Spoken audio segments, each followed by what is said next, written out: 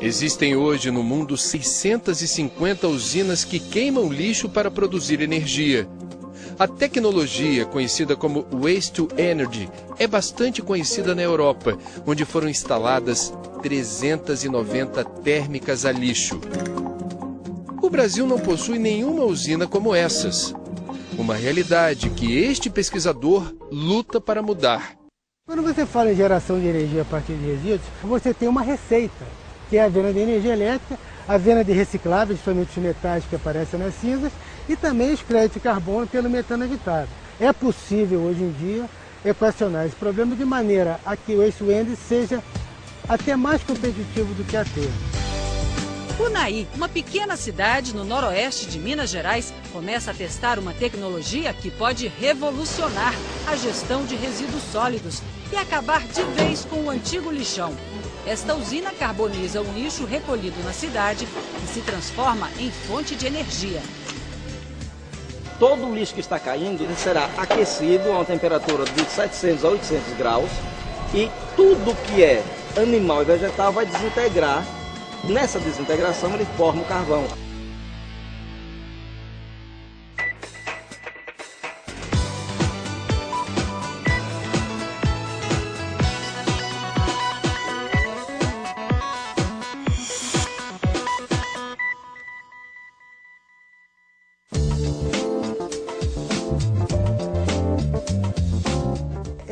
Sérgio Guerreiro é um dos maiores especialistas do mundo em térmicas a lixo. Ele reuniu em um site as informações que tem sobre o assunto. A situação em 2007, e hoje em dia está um pouco melhor, de incineração de lixo na Europa, mostrou que, em primeiro lugar, aparece a Alemanha, em segundo a França, em terceiro a Holanda, depois vem outros países como a Suécia, o Reino Unido, a Suíça, a própria Itália. Então, no total, em 2009, a Comunidade Europeia incinerou cerca de 60 milhões de toneladas de lixo em usinas Waste to Energy. A maior parte em usinas tipo queima bruta ou mass burning, isto é, o lixo é queimado como ele vem. Para o pesquisador, não há risco ambiental. Ele lembra do exemplo alemão, já mostrado aqui no Cidades e Soluções. No país que incinera 18 milhões de toneladas de lixo por ano, até os verdes se renderam à tecnologia, exigindo em contrapartida segurança e eficiência absolutas. If you look at the effect between 1994 and 2000, just 6 years, we reduced the dioxin emissions, the total emissions in Germany by 90%, just through the improvement of the waste to energy technology or the filters. So they are quite reliable, and I think even the Green Party, who was very strictly against the waste to energy, now is emphasizing about the contribution of waste to energy in Germany, and this fear of pollution is gone. But on the other hand, it's also it became more expensive.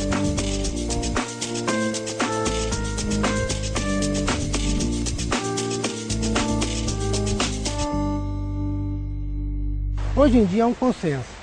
A melhor maneira de gerenciar o lixo seria extrair os reciclados à vontade, que for possível extrair, e o que sobra, que for combustível, vamos gerar energia a partir disso através da incineração.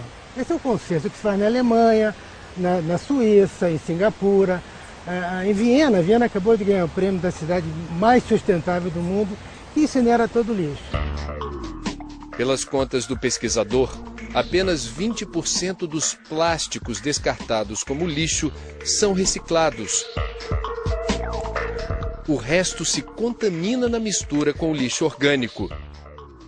E a reciclagem química é muito cara e totalmente inviável. Também você gastar uma fortuna só para dizer que eu estou reciclando, é muito mais interessante você gerar energia com aquele petróleo sólido que existe ali. Então, quando a gente fala de aterro, a gente está falando de depósitos de plásticos, de papel, que poderiam estar tendo, na opinião do senhor, uma finalidade mais útil. Claro, não é minha opinião. Nesse ponto, eu sempre copio o que deu certo, entende? Então, os Estados Unidos, por exemplo, recicla 55% do papel. O resto vai para o aterro. O resto é para o aterro, é muita energia. Papel, papelão. Por quê? Está contaminado, vem junto com a embalagem. Nem todo papel é reciclável. A recém-aprovada Política Nacional de Resíduos Sólidos autoriza a incineração de lixo para a produção de energia. Estima-se que o potencial de energia gerada a partir da queima dos resíduos possa chegar a 3% de toda a matriz energética do país. O custo de instalação varia de acordo com a cidade, suas características e de seus resíduos. Você tem uma receita, que é a venda de energia elétrica, a venda de recicláveis, principalmente os metais que aparecem nas cinzas, e também os créditos de carbono pelo metano evitável. A equação, para saber o que é melhor, depende da eficiência da usina e do custo da usina de manutenção de capital. É possível, hoje em dia, equacionar esse problema de maneira a que o waste to energy seja até mais competitivo do que aterro.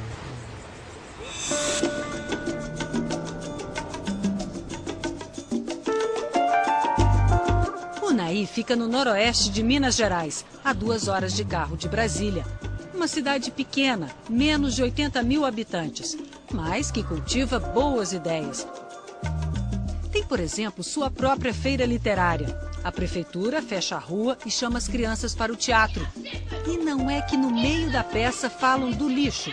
Separar papel, latinha, plástico, vidro, mas e vender para comprar comida para os filhos dele. Pois o que a cidade faz com o lixo é o motivo da nossa visita a Unaí, que já tem uma usina transformando lixo em carvão e com ele quer gerar energia.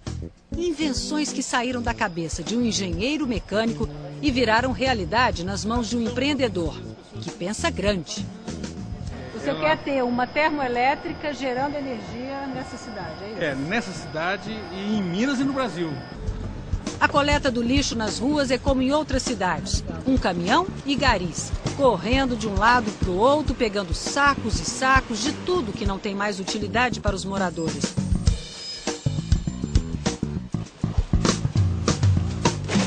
Que tipo de material que você pega? Quando está na rua, o que tiver, você leva? Em geral, menos hospitalar. Mas se tiver lixo de jardim, por exemplo, Todos. Poda... Todos. Se tiver no monte, nós joga dentro do caminhão. A diferença começa agora com o destino do lixo. Parte dele segue no caminhão até esta usina de processamento de resíduos urbanos, que está sendo testada pela Prefeitura de Unaí.